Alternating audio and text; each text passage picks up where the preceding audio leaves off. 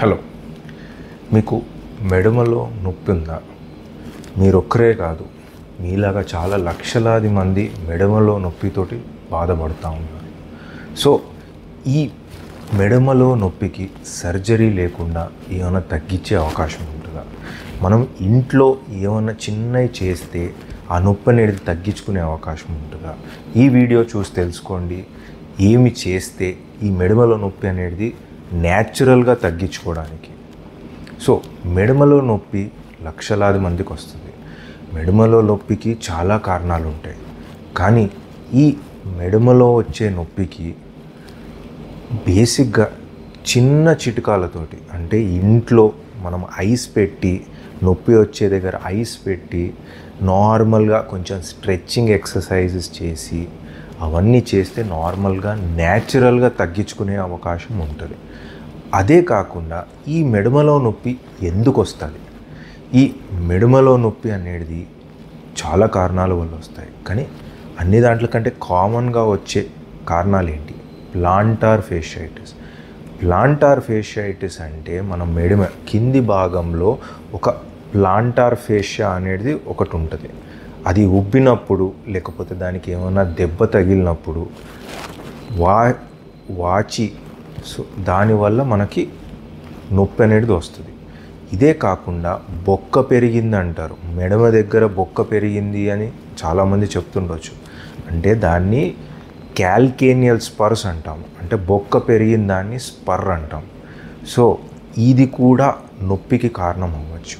అదే కాకుండా అక్లీస్ టెండనైటిస్ అని కూడా అంటాం. అంటే మనకు వచ్చే అక్లీస్ టెండన్, ఈ టెండన్ ఉబ్బినప్పుడు లేకపోతే దెబ్బ తాకి వాచినప్పుడు ఈ నొప్పి అనేది వస్తుంది. ఇదే కాకుండా బాగా వాకింగ్ చేసి బాగా స్ట్రెయిన్ చేసినప్పుడు స్ట్రెస్ ఫ్రాక్చర్స్ అనే కారణం వల్ల కూడా వస్తుంది.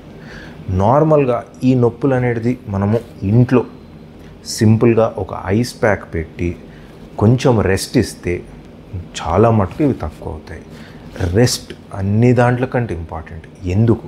మనకి జ్వరం వచ్చినప్పుడు మనకు రెస్ట్ ఎలా తీసుకొని, ఇంట్లో వర్క్కి వెళ్ళకుండా పడుకొని కొద్దిగా రెస్ట్ ఎలా తీసుకుంటామో, దెబ్బ తాకినప్పుడు ఏ భాగానికన్నా కొద్దిగా రెస్ట్ ఇస్తే నార్మల్గా హీల్ అవుతుంది.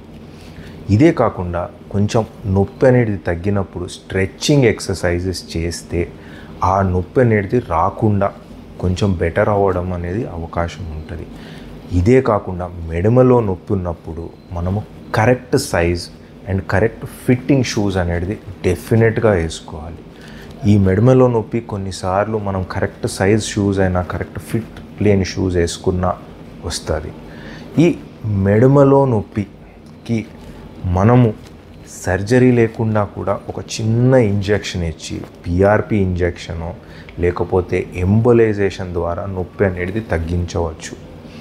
అదే కాకుండా రీసెంట్గా ఒక పెద్ద ఆవిడ నా ఓపీడీకి వచ్చింది.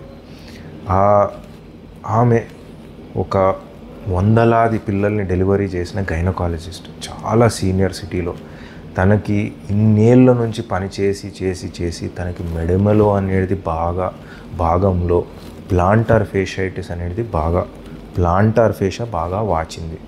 దానివల్ల తనకి నడవడానికి కష్టమవుతుంది. ఇప్పుడు తను రిటైర్డ్ అయినా సరే తనకి ఇంట్లో చేసుకునే పని బాగా కష్టమయ్యేది. సో తను నన్ను ఓపీడీలో అడిగిన ఒకటే మాట, ఇది సర్జరీ లేకుండా ఎలానన్నా తగ్గించే అవకాశం ఉందా లేదా అని. తనకి ఒకటే మాట చెప్పాను, నేను ఇంజెక్షన్ ఇచ్చే తగ్గిస్తామండి అని. తన ప్రొసీజర్ రూమ్కి తీసుకెళ్ళినప్పుడు కూడా నన్ను అడిగిన ఏకైక మాట ఒకటే, నొప్పి తగ్గితే చాలండి, నా నార్మల్ ఇంట్లో ఉన్న పని చేసుకోగలిగితే బాగుంటుంది అని. తనని ప్రొసీజర్ రూమ్లో పడుకోబెట్టి ఒక చిన్న ఇంజెక్షన్ ఇచ్చిన తర్వాత ఒక 20 మినిట్స్ రెస్ట్ ఇచ్చి తనని లేచి నడవమని చెప్పాము. తను లేచి నడవడానికి వచ్చి నా దగ్గరికి వచ్చి ఒకటే మాట అడిగి, చిన్నోడు అయినా నొప్పి అనేది బాగా తగ్గించావు, నేను కుంభమేళ ఈ నొప్పి లేనందుకు వెళ్ళొచ్చా? ఇలాంటి చిన్న ఇంజెక్షన్ ద్వారా నొప్పి అనేది తక్కువ వస్తుంది, తగ్గించే అవకాశం ఉంటుంది. ఈ నొప్పి మెడమలో వచ్చేదే కాకుండా వేరే జాయింట్లలో భుజంలో, మోకాళ్ళల్లో, అరికాళ్ళల్లో ఎక్కడొచ్చినా సరే ఈ సింపుల్గా ఇంజెక్షన్స్ ఇచ్చి తక్కువ చేయొచ్చు. అండ్ నొప్పితోటి బాధపడ అవసరమే లేదు. చిన్న ఇంజెక్షన్ ద్వారా నొప్పి అనేది తగ్గించడం సాధ్యం. ఈ పెద్ద మనిషి గురించి చెప్పినట్టే చాలామందికి మోకాళ్ళ నొప్పులు కూడా తగ్గించామండి. అండ్ ఈ ట్రీట్మెంట్ల గురించి ఇంకా ఎక్కువ తెలుసుకోవాలంటే ఈ ఛానల్కి లైక్ అండ్ సబ్స్క్రైబ్ చేయండి. అండ్ ఈ కింద ఇచ్చిన నంబర్కి మీకు ఇంకేమన్నా డీటెయిల్స్ కావాలంటే కాల్ చేయండి. Thank you.